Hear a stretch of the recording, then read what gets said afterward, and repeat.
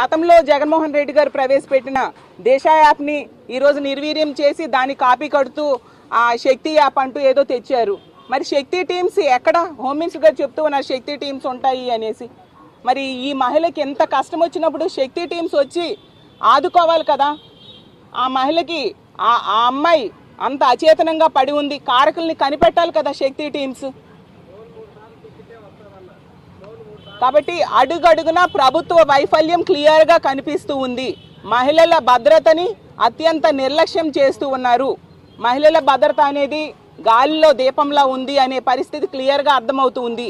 ఈ అమ్మాయి విషయంలో ఖచ్చితంగా ప్రభుత్వం వెంటనే వేగవంతమైన చర్యలు తీసుకోవాలి. ఆ నిందితుడి మీద సమగ్రమైన దర్యాప్తు చేసి కఠినమైన శిక్షలు పడాలి. ఎందుకు రోజు రోజుకి ఇన్ని సంఘటనలు జరుగుతున్నాయంటే కఠినమైన శిక్షలు ఈ ప్రభుత్వం వచ్చాక పడట్లేదు. కాబట్టి ఇలాంటి దుర్మార్గులకి భయం లేకుండా పోయింది. మేము ఆడవాళ్ళని ఎంత వేధించినా ఏం చేసినా కూడా పట్టించుకునే దిక్కు లేదు ఈ రాష్ట్రం.